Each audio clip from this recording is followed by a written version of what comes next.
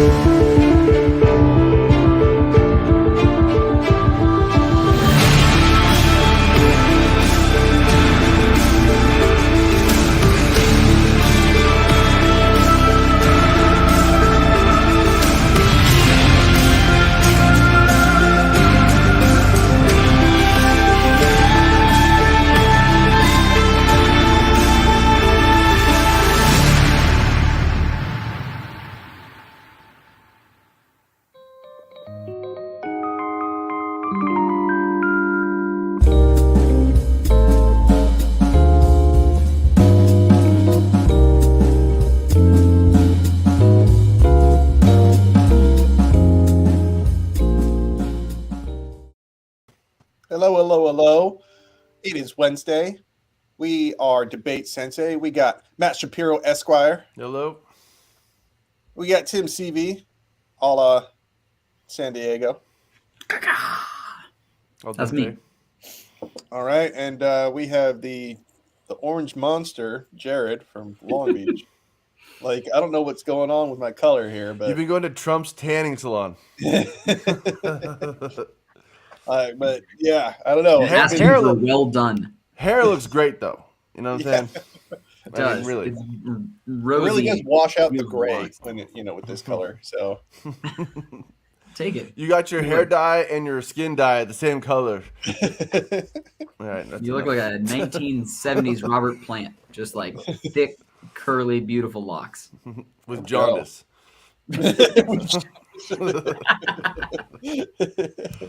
Oh my god.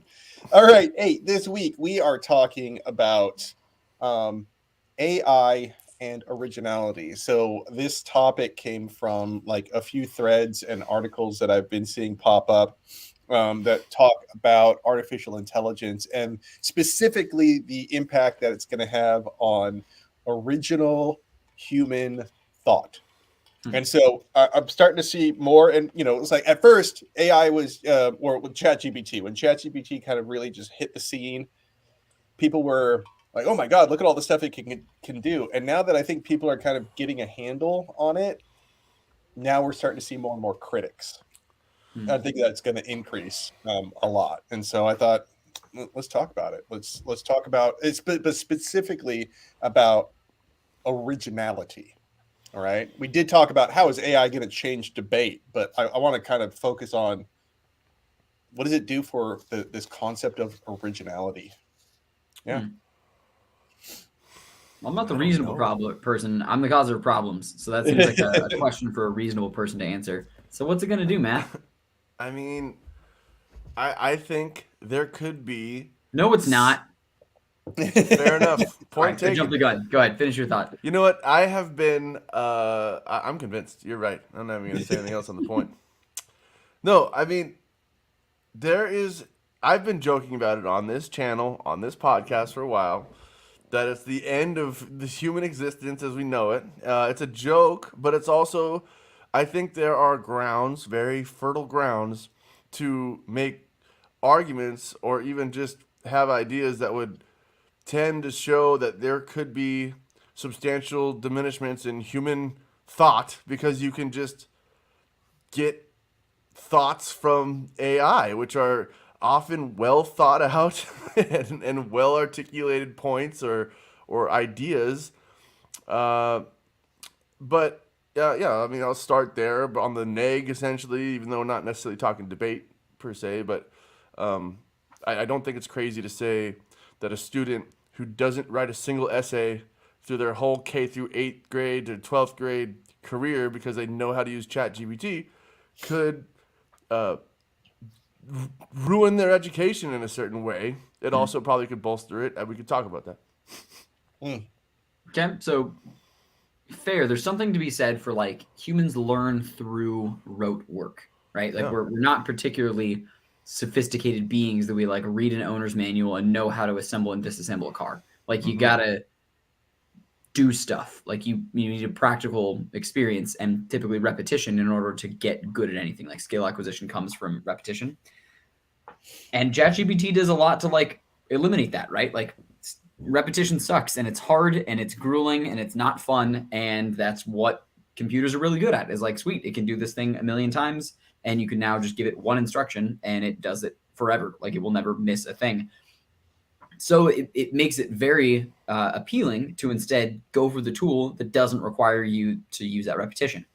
Now, that said, I feel like it's a little bit an argument on the affirmative of, like, I think critics of computers, like pocket computers, probably said the same thing for, like, mathematics is and arithmetic is just going to go out the window. Calculator in your math class is almost exactly kind of a good idea. Right. It's the much more extended version of that, but it is still very much that. Like, students' math skills are just going to go right into the toilet as soon as we let them use calculators, and look at every math class right now, right? Like, very much reliant on a calculator.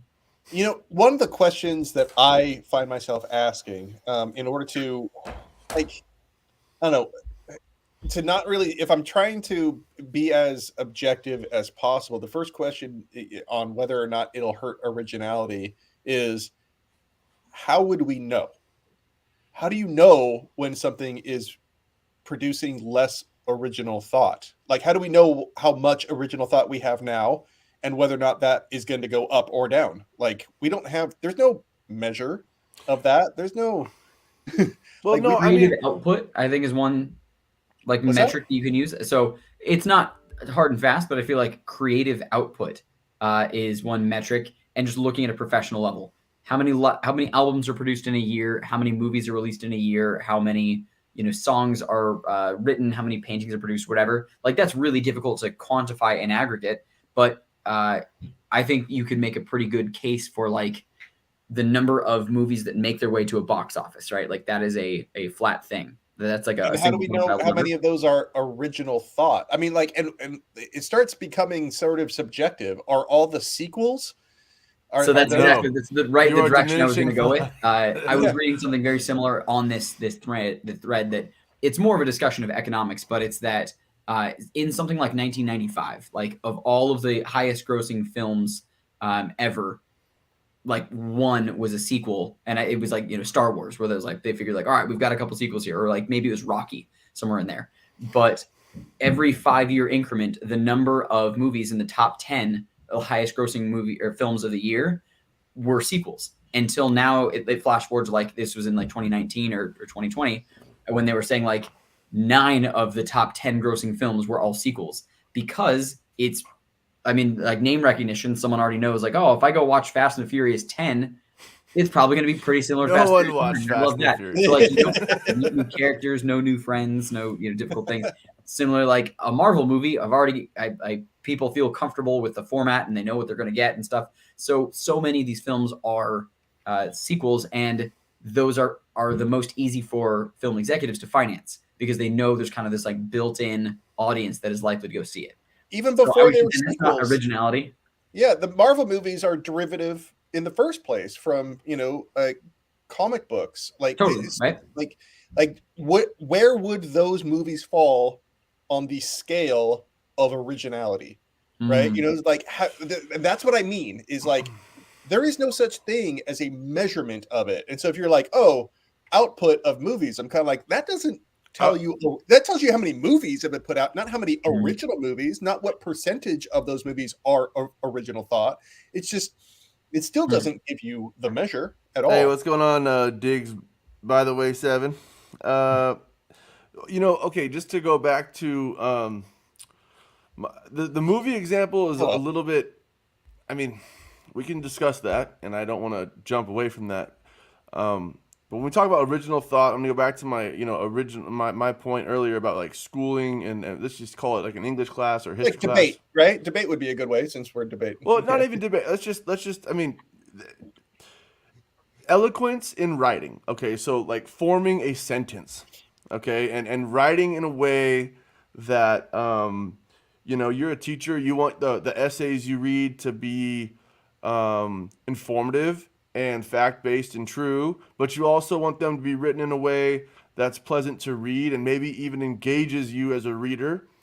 And we're talking about even the most basic thing, like forming sentences and transitioning to points. I mean, this is original thought.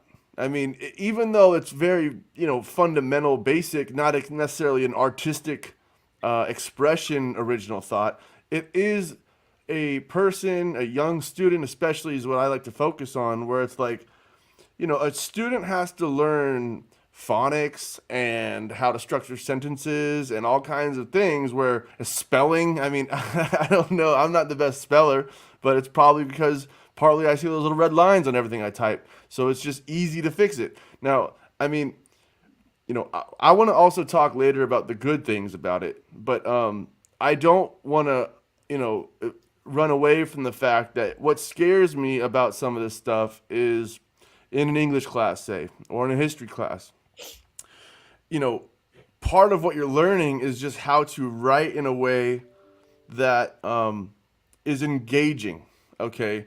And, I get, in the calculator example, all right, you can tell yourself, I know how to do that. So I don't need to worry about that, and I'm not missing anything by just using this tool. But, at some point in the development of a human being, you do learn those things, and oftentimes, the way we speak even is kind of getting all memed out, and people talk in OMGs, and I mean, we're really okay, so before AI, I'm thinking how people learn stuff like that was they just have a natural ability. Once they hear instructions one time, they're able to do it, right? There's a few people that just seem to be able to do that. But the other thing would be like they have tutors, and the tutors say, hey, this is what it sounds like to have an eloquent sentence, and they kind of right, and they walk through it. And the application it's the same thing.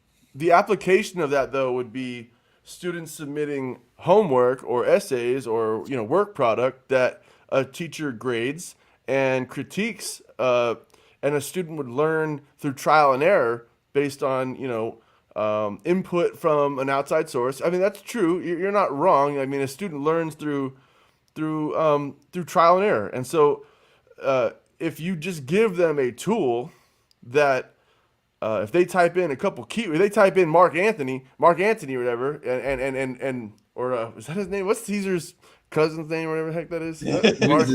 Marcus Aurelius, whatever it is. If you type in Julius Caesar and it just pumps out, everything you need, you don't need to learn about Julius Caesar, and you don't need to learn how to write sentences. You've just circumvented so much that a student can mess up on.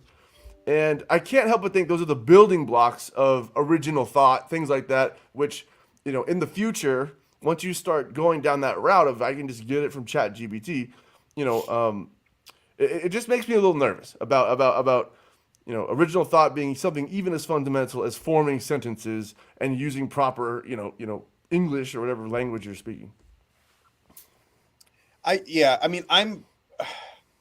I think a lot of students beforehand, but like if we took AI out of the equation right now, a lot of them are right. Plagiarism is still a freaking problem without AI. People are they have all this information at their fingertips, and they just take sections, and maybe they know how to ease them together, maybe they don't. But I'm wondering how much original thought are we actually cultivating now? Right, like because I don't think that we are just like swimming in original thought. I agree. I agree. Yeah. Tim, I don't mean to cut you off. Did you want to say something? I don't know. I'm thinking of that line of reasoning, though. Even if it's accurate, I feel like becomes very reductionist. Is like in any given creative output. Like, granted, we're not in a particularly creative discipline. Like in all of the courses that we teach. We're not asking students to write their own prose or write their own literature for interp events. Debate, we're asking them to formulate their own arguments, but for the most part, they learn these are the arguments that win. So that's already like something that's taught, not originated with them. And even to an extent, like the speeches that they write, they're not coming up with most of the reasons of like, this is why this is a good thing, or this is why this is a bad thing. It's that they've heard that and put it together somewhere else. So I get that it becomes like infinitely reductive, but you can just say, for the sake of saying it, like there is no such thing as an original thought. Like all of our thoughts and ideas and expressions are already just kind of combinations of stuff that we've already heard and learned elsewhere. Fair enough. So to that, and I think that's kind of like the termination of the argument you were making before, Jared, of like, we aren't doing a whole lot of, original thought now. Were we ever, though, churning out a lot? And at some point, that answer I feel like has to be yes. So that's why I don't think we can just reduce it down to like, no, it's less now than it was before, but I get your point of trying to measure it. So I think you've got to try and create a bright line around some creative discipline. Right. I think just like analysis of Julius Caesar, I don't know that you've gotten a lot of original analysis of Julius Caesar probably in the last couple decades, because I feel like we probably figured out everything that we know about Julius Caesar. And it's now just people commenting on people's commentary on people's commentary. You're right. You're right. Someone writing ChatGPT software, that feels original, right? So there's something new and that's a good point. Yeah, like, that's a good point. Cutting edge of software development, like they're making new stuff. Nice. Yeah. But so are painters, and so are graphic designers, and so are musicians and whatever. So like anyone making something that didn't exist before, I would say still counts in the originality bucket. Go ahead. Yeah, ChatGPT, like I'm listening to these things, questions about originality, and all it's doing is making me like really question what's original. How good a job were we doing in the first place? Yeah. You know what I mean? Like, yeah. Because I really like, especially in debate, since this is like a debate program, right? Mm-hmm. It seems like I remember when I went into as a novice, there wasn't any coaching and there wasn't any referencing any outside materials during your prep time. Mm-hmm. And that was so right, like in '97, right? And so that's right when dinosaurs were walking the earth. Yeah, and before Google became a thing, right? And then by the time I was done in 2003, like using Netscape. We're able to we're able to find anything we want in a matter of minutes, right? And by that time, we were so heavily coached during our prep time that, looking back, I can't say that I was really generating any of my own thoughts during prep time, but the way you string them together, I mean, what? No, I hear you. I'm not trying to dispute that. I mean, I'll jump on the other side really quick because we're about 17 minutes in already. So, I mean, on the flip side, all right, assuming one knows how to, string together sentences and knows a little bit about the history or whatever. I mean, in my own line of work, for instance, I think there's a lot of creativity, but then there's also a bunch of repetitive arguments or repetitive actions that you have to take. And I could see how, I've seen a lot of web developers using it for sure on websites and stuff like that. You can just create content quickly, which, I mean, ChatGPT is, in fact, in certain light, it is original thought, because what you input into it is what it will spit out to you. So your use of questions and keywords is original. I mean, that is you putting that into the machine, and the machine spitting back, technically, I guess you could say, an original thought that's unique to you because of what you put into it. So there's an element of it where it could be original thought in itself to use ChatGPT correctly, or AI, I should say, and B, assuming like the calculator scenario, once you know how to do ones and twos, are you losing anything using a calculator to do that math? No, I would say no. So in the same way, once you know certain things and how to do it, it may not be losing original thought to use ChatGPT to accomplish repetitive tasks and things like that, where you're just pumping in information, it's spitting out an answer.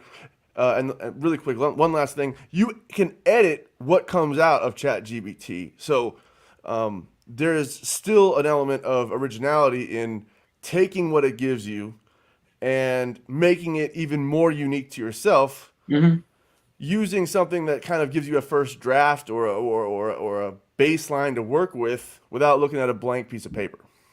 Yeah, I mean, it helps, like the whole, like, people just need to struggle through it, and that's the best way to promote original thought. I'm really questioning that. Like, people need to start from zero, and that's when their best, most human work comes out. Like, I got ChatGPT writing like email responses, and it is far more courteous than I am. Like, it is, like, it sounds like it takes people's feelings into account way more than I did. And if that doesn't seem more human, I don't know what does, right? Because mine are the ones that sound robotic because I'm in a rush, right? I'm kind of like, all right, like if students ask me a yes or no question, sometimes I just give a yes or no answer in the email. Seriously, I just say no and I just send it back. And that's it. No explanation beyond it, because I'm like, I got stuff to do. Yeah. But now I can just say, tell this student no, and it'll give me a paragraph and and stuff like that. There's no question that you are able to, you can do things very efficiently, certain tasks very efficiently with ChatGPT. And I think, again, the original thought could be coming from you seeking that out of the computer. You know what I mean? So we're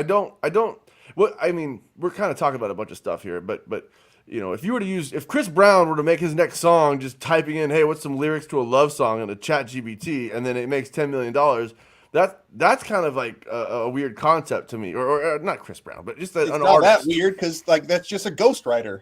Right, and that's also like how most artists have their material written for them anyways. Like you just also the producers how make the sounds over works. So I think like that's actually not weird at all. But so Matt, to your point of like, okay, it's the way that you query it. That's an important and useful element. So not all requests of ChatGPT are going to produce the same quality of content. Right. And also training it, giving feedback on it. Like Jared's his own instance of the software is going to perform differently than mine because he has trained it and curated it and matured it using different instructions and directions and feedback over time. And that's helpful. Like, so his is going to be more of an expert in these kinds of types of debate because he's told it, hey, don't use these things, do more of this, give this more kind of analysis. Whereas I may be using it for something. Does it remember all that stuff? Is that right? You seem concerned. What have you been putting into ChatGPT, man? You don't want to know. Clear that search history. So a similar example, though, the musical geniuses, LMFAO, the creators of Party Rock Anthem, right? Just geniuses. Yeah. They made their entire album that were like won all kinds of stuff and sold millions and millions of copies on a laptop.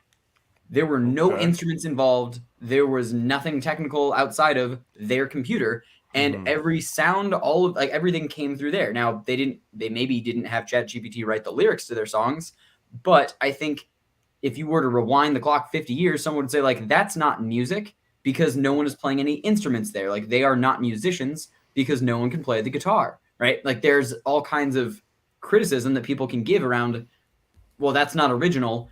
And yet here we all are doing, shuffles. Party Rock Anthem.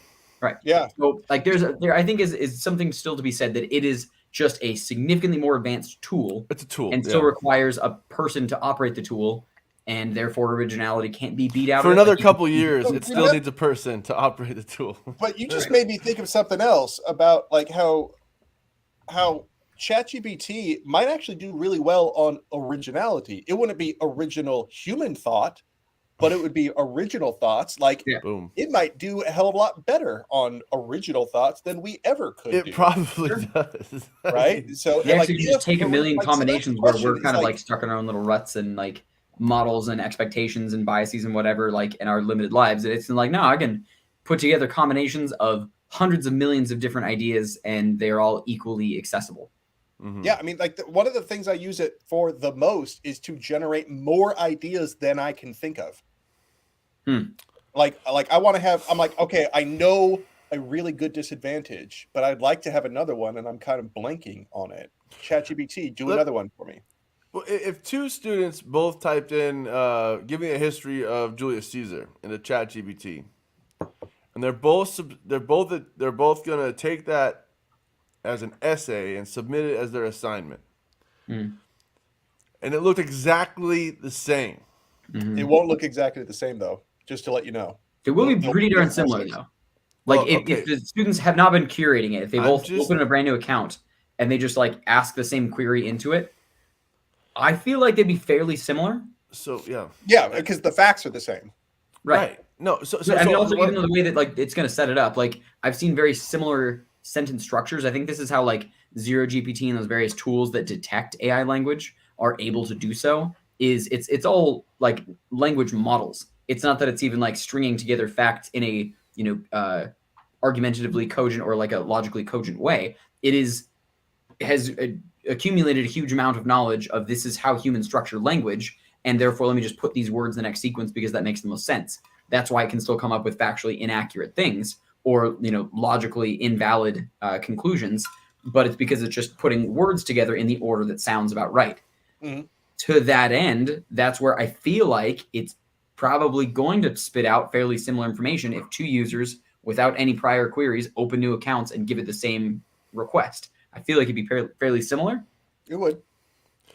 Yeah, it would totally be fairly similar. It is something to be said. I mean, I've heard nightmare stories already in the legal community of people using ChatGPT for certain things, and even them somehow. I mean, I've heard this. I don't really have any proof myself, but I've heard that people have typed in things about legal issues, which ChatGPT, by the way, tells you right off the bat, this is not a device for legal, but they've spit out like cases that either don't exist or don't say what they say it says. And so I guess all I'm saying is, this is kind of totally beyond the point, but it's like, just be careful. You gotta still fact check. The more specific things get and the more niche-y things can get on ChatGPT, I wouldn't just submit it. I would double check. You know what I mean? Yeah. Like, especially when you get down to source citations. Yes. Source citations are the things that are the most likely to be what they call hallucinations. It's got 3 more years until they get that ink down, but whatever. Like months, right? It's probably going to be way less than that, man. Probably before the new year.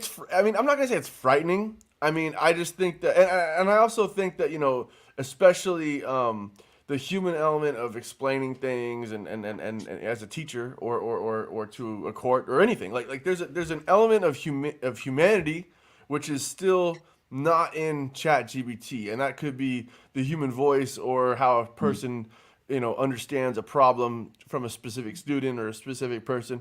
So I mean, I don't think it totally eliminates the need for a human being in a lot of jobs or a lot of roles, but it is a tool. I mean, and there's something to be said 2-3 months or years how it could. I mean, who knows? It's kind of freaky. I think it significantly minimizes the number of, because it can just do labor basically infinitely and for free for now. I think that does significantly limit the number of people needed to do a thing. So blog writing is a very straightforward one of like when you're just producing content kind of for content's sake, and it doesn't matter all that much of just like how groundbreaking it is. So there are plenty of like content shops out there that now don't really need a staff because they don't even need to like the language checked. They know that it's going to be good quality written so long as they've got the right queries. Just pump out content infinitely. Now that has its downfalls and things, but for the most part, like that labor piece is solved. I had one final interesting story that came about from it that I think is maybe a different answer to this question. And it was that someone used ChatGPT to cure their dog's cancer. It was like they went to the vet, they had a bunch of these, ailments or a bunch of these symptoms, told the veterinarian what was going on, and the vet was not able to give them like a good solution. They went to a couple different specialists and still nothing. So they just put those symptoms into ChatGPT and said, what does my dog have? And ChatGPT came up with a few ideas and said, like, here are a few potential treatment things.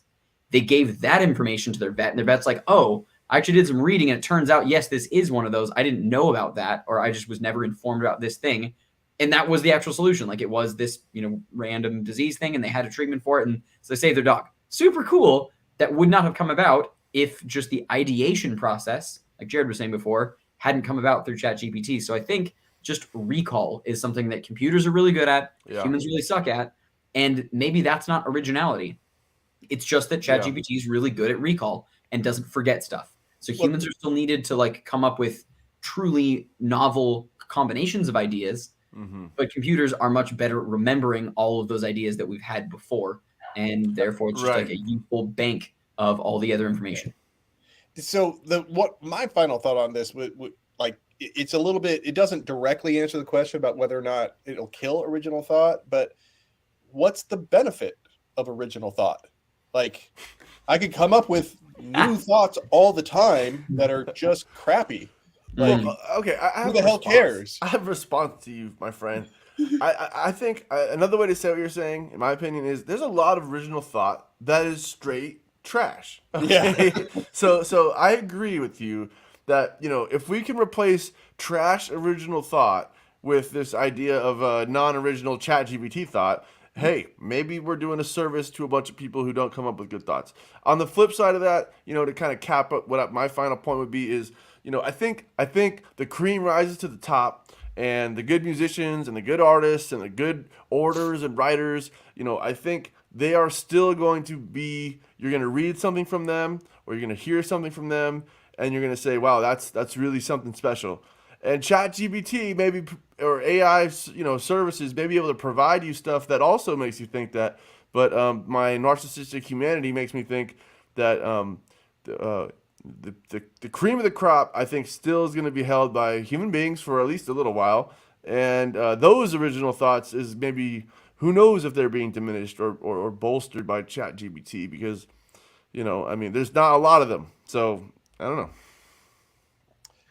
Yeah, I think, it's really making me rethink why we do what we do, especially in teaching, right? Yeah. Where like, what are we teaching these people? Are we just teaching them?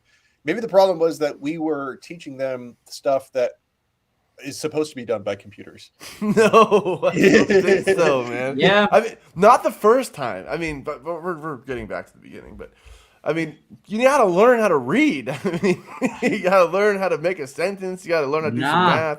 Nope. Just plug me in, bro. The thing, if ChatGPT's busting out this long ass essay, is like, yeah, you got to read that. Like you don't. You can just submit it. It's still reading material, right? And if the teacher will read it. You know what I'm going to put that into ChatGPT and say, summarize this for me. Jared has read everything. Yeah. Dictate it out to me. I don't want to do the reading. I want an AI reader. I'm going to use Synthesia to read it out to me. Oh. Yeah. You know what? I mean, but there's people that need that. Like I could think of like dyslexia would very much benefit from that. Totally. Yeah. Like, and so like, I don't know, exposing people. I'm actually anti-dyslexics. I don't know if is that no, maybe no. I don't know, man. Just kidding. Yeah. I think this conversation is not going to end anytime soon. No. I'm starting to feel what camp I'm falling under. And go watch Terminator, and you'll know what camp I'm falling under. That's one thing I wanted to talk about, is that like the oh man, we never even got to that. It's like that whole theory that AI or like science is going to destroy humanity has been a theme in literature since like Frankenstein. Yeah, but it's not what's happening now. Where right, I mean, it hasn't happened. They were saying like Frankenstein, like electricity was going to make the dead walk again. No, it didn't. Okay, but like, so Fahrenheit 451, like that is the theme is not. We're going on this because it's a really important topic, and I really like it. So 1984, everyone's like, oh, like technology is going to be used to police everyone and control their thoughts and like make people, just not allowed to read anything new. The opposite side of that coin, but still, with the same dystopia, is Fahrenheit 451 that says like the government doesn't ban everything. The government doesn't police people's thoughts. People choose to give up things that are controversial. People choose to get rid of things that are like ideas that are too scary, and they're constantly being entertained. So that's what they like. Their seashells in their ear, which is kind of funny, like AirPods, right? They're constantly just ingesting whatever stuff. And the fact that they're watching TVs is they're like, oh, everyone loves this particular show. It's that people are numb to interacting with each other because they just want to consume more media. That is where I think you get a little bit more interesting, but like that's the way that technology kills us, is by our own choice. Is like, I don't want to work because like I've got ChatGPT to do all the things that I need to do.